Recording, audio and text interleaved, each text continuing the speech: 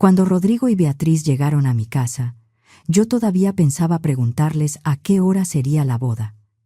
Había puesto café y comprado pan dulce, porque quería hablar con ellos tranquila.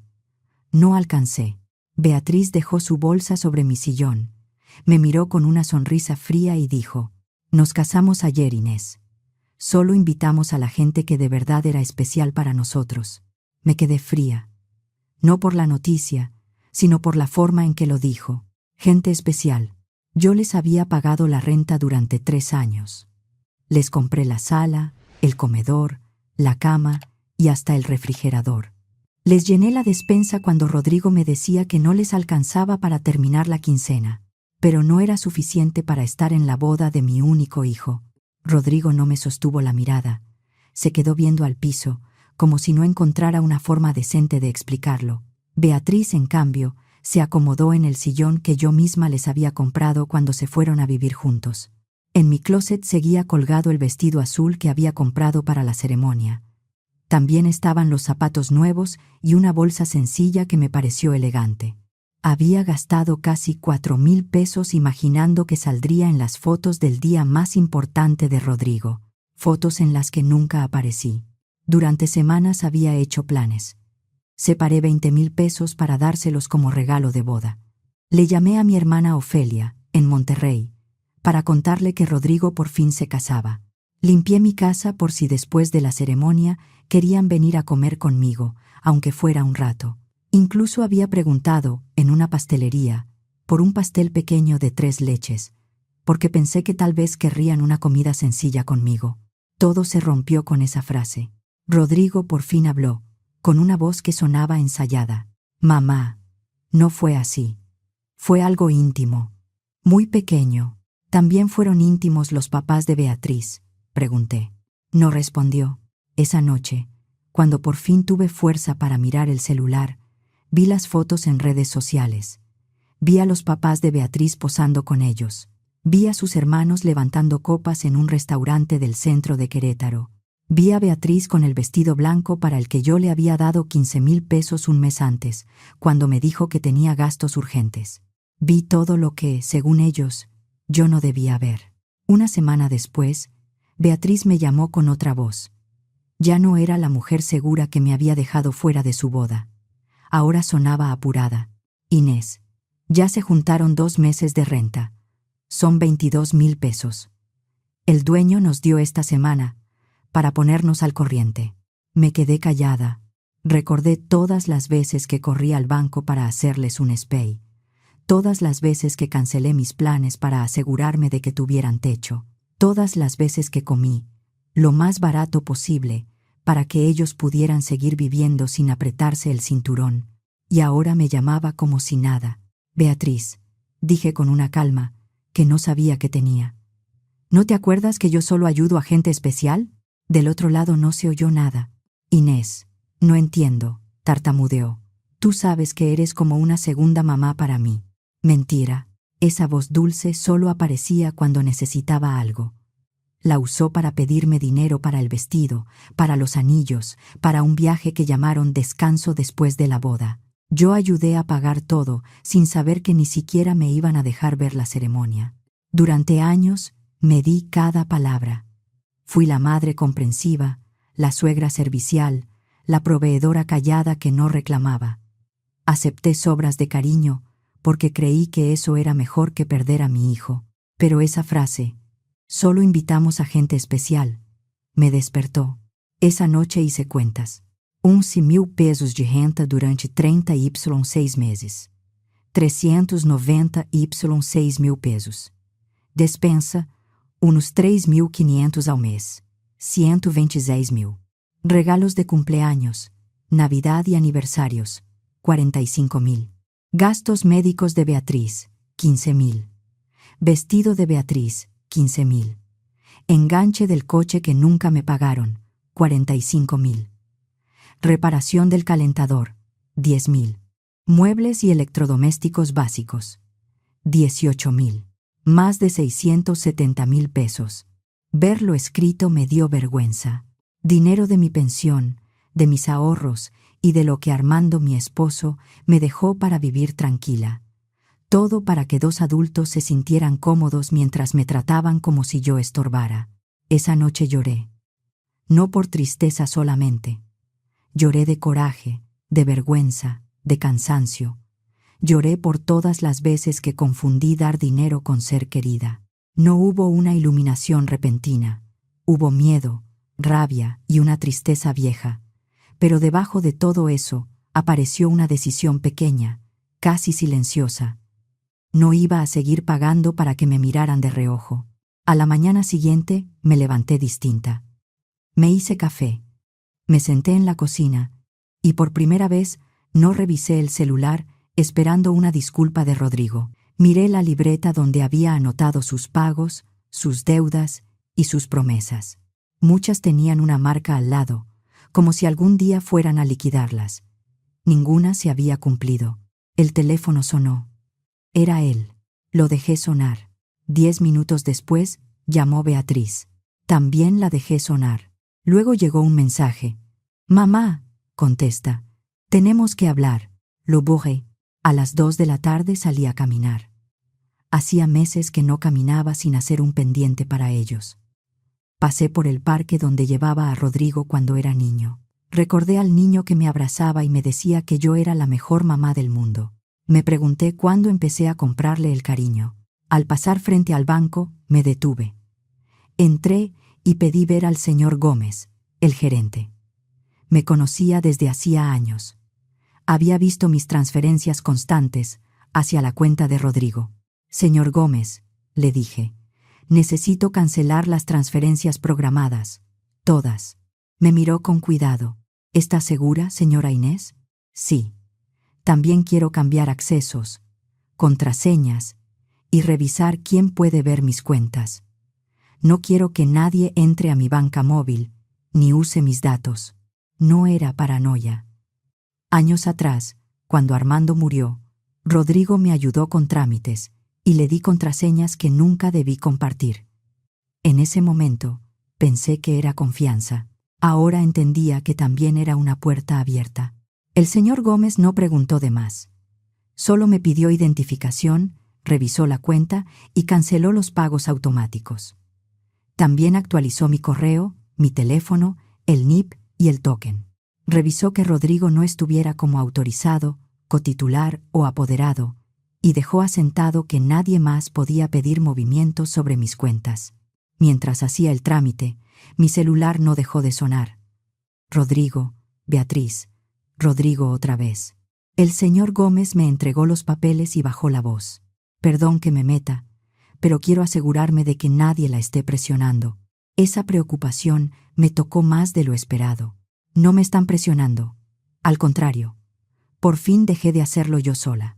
Salí del banco más ligera, aunque seguía doliendo. Antes de entrar a la casa, me quedé un momento en el coche. Vi las cortinas moverse y sentí una vergüenza absurda, como si yo hubiera hecho algo malo. Esa fue una de las cosas más difíciles de entender.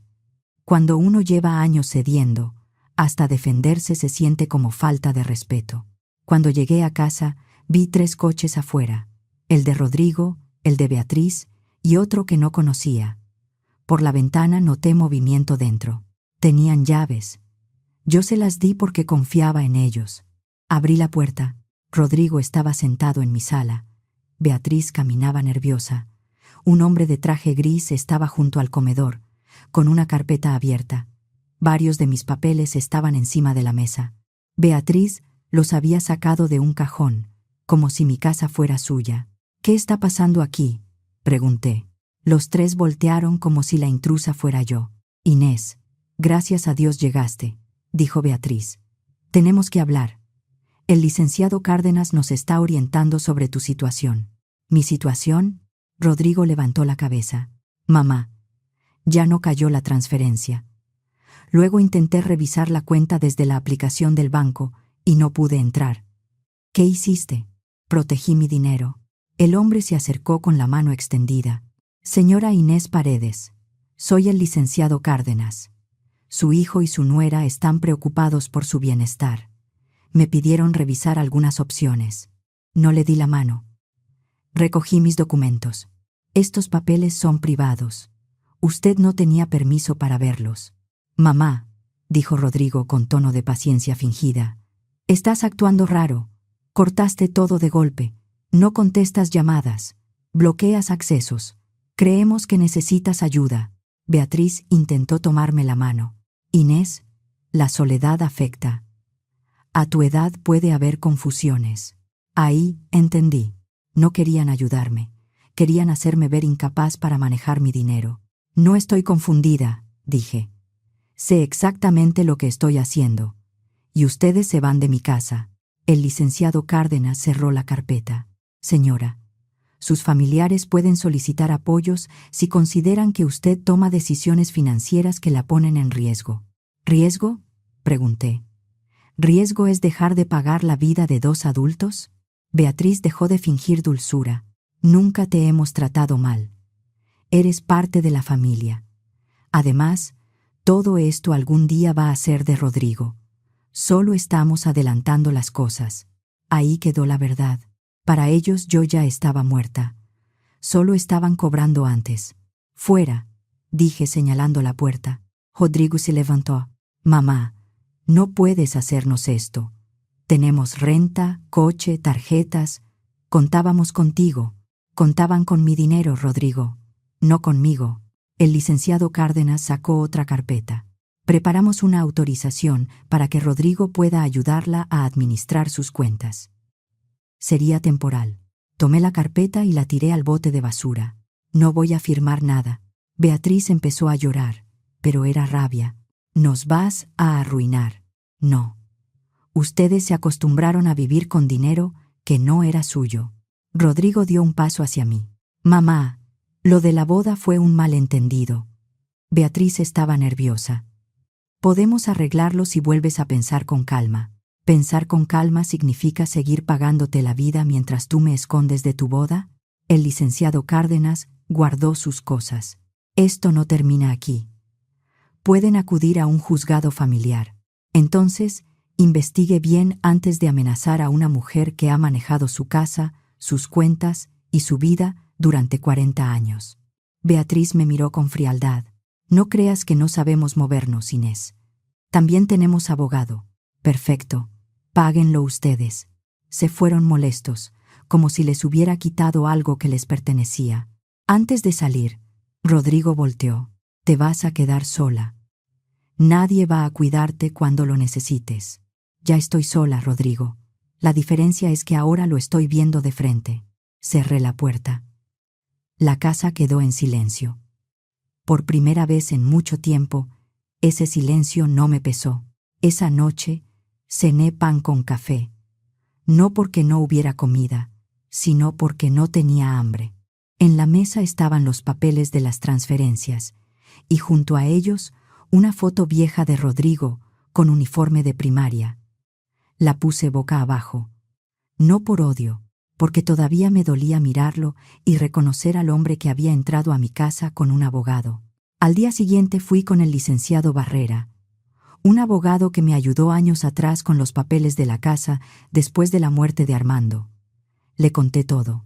Señora Inés, dijo, esto puede documentarse como violencia patrimonial y abuso económico hacia una persona mayor. También hay invasión de su privacidad. Vamos a guardar pruebas. Revisamos transferencias, recibos, mensajes y estados de cuenta. Cuando vio el total, se quedó serio. Más de 670,000 pesos en 3 años. Con eso usted pudo vivir mucho más tranquila. Yo creí que estaba ayudando a mi hijo. Una cosa es ayudar. Otra es sostener a 2 adultos que la humillan. Salí con un plan. Cambiar chapas, instalar cámaras, abrir una cuenta nueva y revisar mi testamento. También me pidió no discutir más con Rodrigo ni Beatriz sin testigos, guardar mensajes y anotar cualquier visita inesperada. Fui a una ferretería cerca de Avenida Constituyentes. Don Manuel, el dueño, me conocía porque yo compraba cosas para arreglar el departamento de Rodrigo. ¿Otra emergencia con su hijo, doña Inés? No. Esta vez es para mí. Necesito cambiar todas las chapas. Su hijo Diego instalaba cámaras. Le pedí un sistema sencillo, con grabación y acceso desde el celular. El precio depende de lo que quiera, dijo. Quiero poder dormir tranquila. Esa tarde Beatriz llamó desde otro número. Inés, no cuelgues. Queremos arreglar las cosas. Podemos hacer una comida el domingo, invitar a mis papás, tomarnos fotos contigo. Que no se vea feo. ¿Que no se vea feo para quién? Se quedó callada. Eso no era una disculpa. Era control de daños. Beatriz, dime la verdad. ¿Me extrañas a mí o extrañas mi dinero? Las dos cosas, dijo al fin. Sí necesitamos ayuda, pero también te queremos. Si me querían, ¿por qué no estuve en la boda? ¿Cuándo fue la última vez que me llamaste sin pedirme nada? No respondió. Ustedes decidieron que yo no era especial. Ahora yo decido no pagar más. Colgué. Esa misma semana fui al salón de belleza. Claudia, mi estilista, se sorprendió al verme. Doña Inés, pensé que ya se había olvidado de nosotras. No, me olvidé de mí. Me corté el cabello, me teñí las canas y me arreglé las manos. Me hizo bien hablar de algo que no fueran Rodrigo y Beatriz. Claudia no me interrogó. Solo me escuchó cuando le dije que estaba aprendiendo a dejar de pedir permiso para gastar en mí. Al salir, encontré a Hilda Navarro, mi vecina, esperándome frente a mi casa con una bolsa de pan dulce. Ayer escuché voces fuertes, dijo. No quiero meterme, pero me preocupé. La invité a pasar. Le conté lo ocurrido. Hilda escuchó sin interrumpir. Yo pasé por algo parecido con mi hija, dijo. También creí que si dejaba de ayudarla, dejaba de ser buena madre. Al principio me odió. Después tuvo que trabajar más y aprendió a vivir con lo suyo. Ahora nos hablamos mejor, porque ya no hay dinero de por medio. ¿Cree que Rodrigo entienda algún día? Tal vez. Pero eso ya no depende de usted. Esa frase me acompañó toda la noche. Esa noche no dormí bien. No dejaba de pensar en la palabra madre. Durante años la había usado como una obligación sin límite. Madre paga, madre perdona, madre entiende, madre se calla. Pero esa noche entendí algo más simple y más difícil. También una madre puede cansarse. También una madre puede cerrar la puerta cuando la están lastimando. 2 días después, Diego instaló las cámaras. Mientras trabajaba, llamé a Ofelia, mi hermana en Monterrey. Le conté todo. Esperaba consuelo, pero su respuesta fue más dura. Inés, ya era hora. Cada vez que hablabas de Rodrigo, solo me decías cuánto le habías dado, como si tu lugar en su vida dependiera de eso. Me dolió. Hay algo más, siguió Ofelia. Beatriz hablaba de tu casa como si ya estuviera apartada. Una vez dijo, cuando Inés ya no esté, podríamos remodelarla. Yo no quise meterte más tristeza. Sentí un golpe en el pecho. No solo me usaban, me estaban esperando. Esa tarde fui al panteón a ver a Armando. Llevaba meses sin ir. Limpié su tumba, cambié las flores y me senté un rato. Perdón, dije en voz baja. Gasté en ellos el dinero que me dejaste para vivir tranquila. Pensé que así protegía a Rodrigo. Me equivoqué. No hubo respuesta, claro. Solo viento y silencio. Pero al levantarme, sentí que por fin le había dicho la verdad a alguien que sí me quiso. Cuando volví a casa, las cámaras mostraban a Rodrigo, Beatriz y 2 personas más en la entrada. No me bajé del coche. Llamé al licenciado Barrera. Quédese ahí, dijo. Voy para allá. También voy a pedir apoyo para que quede constancia. Si siguen acercándose, con esos reportes podemos pedir medidas. Su despacho quedaba cerca, así que llegó poco después. La patrulla tardó unos minutos más. Los oficiales hablaron con ellos y les pidieron retirarse. Rodrigo me gritó desde la banqueta. Somos tu familia. ¿Cómo llamas a la policía? La familia no entra a mi casa sin permiso, ni amenaza con quitarme mis cuentas. Beatriz gritó. Nos vas a pagar lo que nos debes.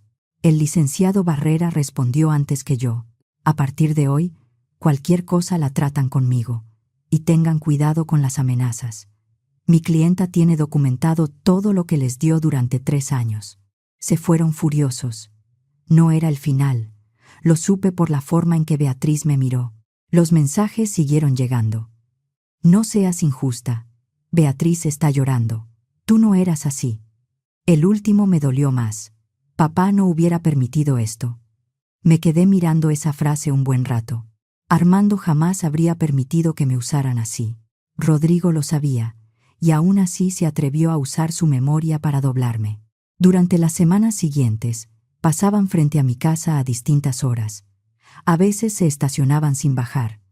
Yo anotaba fecha, hora y placas, como me indicó el abogado. Al principio me temblaba la mano cada vez que veía su coche en la cámara. Después, empecé a verlo como una prueba más de que yo no estaba inventando nada. Un viernes por la mañana sonó el timbre. En la cámara, vi a una mujer joven con carpeta. Soy la licenciada Sofía Ríos, trabajadora social de la Procuraduría de Protección a Personas Adultas Mayores del DIF municipal, dijo. Recibimos un reporte de posible riesgo y vengo a hacer una visita de valoración. Se me apretó el estómago. Rodrigo y Beatriz habían involucrado a una institución. Le pedí identificación y la dejé pasar. Negarme podía empeorar todo. Señora Inés, dijo al sentarse, nos informaron que cambió de golpe su conducta financiera, cortó comunicación con su familia, instaló cámaras por miedo y rechazó ayuda médica. Reconocí la mano de Beatriz en cada palabra. Licenciada, voy a llamar a mi abogado antes de responder. Esto no es interrogatorio. Solo queremos verificar que usted esté bien. Precisamente por eso quiero que mi abogado esté presente. El licenciado Barrera llegó en menos de una hora. Puso sobre la mesa copias de transferencias, mensajes y reportes. Mi clienta no está abandonada ni confundida, explicó. Está poniendo límites a familiares que recibieron más de 670,000 pesos y luego intentaron controlar sus cuentas. La licenciada Ríos revisó los documentos. Su expresión cambió. Señora Inés, ¿por qué suspendió el apoyo? Porque entendí que me buscaban para pagar cosas, no para compartir la vida conmigo. Mi hijo tiene 35 años, está casado, puede trabajar. Ayudarlo fue una decisión mía, dejar de hacerlo también. Me preguntó si vivía sola, si manejaba mis cuentas, si tomaba medicamentos, si salía de casa. Respondí con calma. Le mostré recibos pagados, mi identificación, mi agenda médica. Al final cerró su carpeta. No veo elementos para considerar que usted esté en riesgo por incapacidad o abandono. Voy a cerrar el reporte. Cuando se fue, el licenciado fue claro. Esto puede seguir. Podrían intentar pedir apoyos extraordinarios ante un juzgado familiar. Será difícil que prospere, pero debemos prepararnos. ¿Hasta dónde van a llegar? Hasta donde puedan. Mejor no confiarnos. La visita de la trabajadora social me dejó temblando más de lo que quise admitir. No porque ella hubiera sido grosera, sino porque entendí que Rodrigo y Beatriz ya no buscaban reconciliarse. Buscaban un expediente, una palabra maldicha, una taza sucia, una respuesta nerviosa, cualquier cosa que pudieran convertir en prueba. Desde ese día, dejé de contestar llamadas desconocidas y empecé a guardar hasta los sobres de los servicios pagados. Esa noche, Hilda me presentó a Socorro y María, dos amigas suyas. No hice un grupo perfecto de salvación, solo encontré mujeres que entendían. Socorro había cambiado su testamento cuando escuchó a sus nietos hablar de su casa como si ella ya hubiera muerto. María había puesto límites a un hermano que solo la llamaba para pedir préstamos. Lo que más me duele, les dije, es aceptar que quizá nunca tuve el cariño que creí. Socorro, con 80 años y una calma que imponía, me respondió, el cariño que se compra se acaba en cuanto una deja de pagar. No me consoló, pero me ayudó a mirar las cosas como eran. Un mes después, el licenciado Barrera llegó a mi casa con el rostro serio. Inés, presentaron una solicitud en el juzgado familiar. Quieren que se revise si usted necesita apoyos extraordinarios para decisiones financieras y proponen que Rodrigo intervenga como apoyo. Me senté. Mi propio hijo estaba intentando poner mi vida en manos de él. El licenciado Barrera me explicó que la palabra apoyo podía sonar amable, pero en manos de Rodrigo significaba otra cosa. Si lograban convencer al juzgado, podrían pedir intervenir en mis cuentas, opinar sobre ventas, pagos o movimientos importantes. No era una ayuda para mí. Era una puerta para volver a mi dinero, pero con sello oficial. Dicen que tiene conductas erráticas, continuó. Usaron el reporte de la trabajadora social, aunque fue cerrado, una nota de farmacia presentada como si fuera constancia médica y el testimonio de un vecino. El vecino era Ernesto Díaz, un hombre que se molestaba si alguien se estacionaba frente a su casa. El de la farmacia era el señor Pérez. Fuimos con él esa tarde. Se puso rojo en cuanto mencionamos la nota. Doña Inés, Beatriz me pidió una lista de sus compras. Yo puse que compra vitaminas y aspirina de vez en cuando. Después lo usaron como si fuera algo médico. No sabía. Le pedimos una aclaración por escrito. La dio. Luego hablamos con Ernesto. No sirvió de mucho. Puso cámaras, recibe gente extraña y le gritó a su familia, dijo. ¿Sabe por qué puse cámaras? Pregunté. No me importa. La gente normal no vive así. No respondí. No se puede discutir con alguien que ya decidió verte mal. El licenciado me consiguió una valoración con la doctora Laura Méndez, especialista en capacidad mental de adultos mayores. Me hizo pruebas de memoria, razonamiento, manejo de dinero y comprensión legal. Estuve 2 horas con ella. Al terminar dijo, «Señora Inés, usted comprende perfectamente su situación. No encuentro señales de deterioro que le impidan decidir sobre su vida o sus bienes». Lloré en el coche, no porque dudara de mí, sino porque necesitaba oírlo de alguien neutral. Pasaron varios meses de escritos, citatorios y revisiones. Yo seguí pintando, cuidando mis plantas y saliendo con Hilda. Tenía miedo, pero esta vez no iba a ceder. Cada documento que firmaba con el licenciado me recordaba algo doloroso. Para defender mi libertad, tenía que probar que no estaba confundida, solo porque había dejado de pagar. Cuando llegó la audiencia principal, me puse un traje negro sencillo. El licenciado Barrera pasó por mí temprano. Inés, ellos tienen que probar que usted necesita ese apoyo. Nosotros vamos a mostrar que usted decide por sí misma y que ellos tienen interés económico. En el juzgado vi a Rodrigo con traje nuevo. Beatriz iba vestida de negro. Rodrigo bajó la mirada. Beatriz no. Me sostuvo los ojos como si esto fuera un trámite para recuperar dinero. Su abogado intentó presentarme como una mujer manipulada por vecinos y abogados. La señora Paredes suspendió apoyo familiar sin razón. Instaló cámaras por miedo irracional y se alejó de quienes la aman, dijo. Luego declaró Beatriz. Lloró al hablar. Inés siempre fue como una segunda mamá para mí. Verla así nos destruye. Solo queremos ayudarla. El licenciado Barrera preguntó, «Señora Beatriz, ¿cuándo fue la última vez que llamó a mi clienta sin pedirle dinero? No recuerdo fechas. ¿Es cierto que se casó con Rodrigo sin invitarla? Fue algo pequeño. ¿Estuvieron sus padres y hermanos? Sí, pero era íntimo. ¿Le dijo que solo habían invitado a personas especiales?» Beatriz apretó la boca. Eso está sacado de contexto. Explíqueme en qué sentido no fue humillante decirle eso a la persona que les pagó la renta durante 3 años. No contestó. Después, declaró Rodrigo. Verlo jurar decir la verdad mientras intentaba hacerme parecer incapaz fue más doloroso que cualquier foto de la boda. Mi mamá cambió, dijo. Dejó de ayudarnos de un día para otro. Creemos que la están manipulando. El licenciado le preguntó, ¿cuánto dinero recibió de su madre en 3 años? No sé, ¿más de 670,000 pesos? Rodrigo tragó saliva. Ella quería ayudarnos. ¿Cuántas veces la visitó sin pedir dinero? No hubo respuesta. A sus 35 años, necesita que su madre, que entonces tenía 71 años, le pague la renta. Rodrigo miró hacia otro lado. El vecino declaró lo de las cámaras, pero admitió que casi no hablaba conmigo.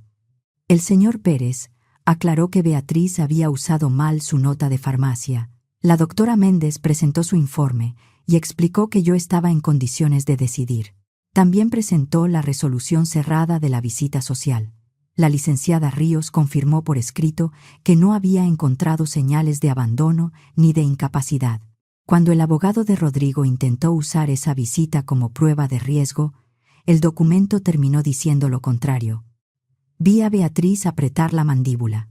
Por primera vez, una de sus maniobras se le volteaba enfrente. Hilda y Socorro hablaron de mi vida diaria, de mis rutinas, de mi forma de manejar mis cuentas y de cómo había recuperado amistades.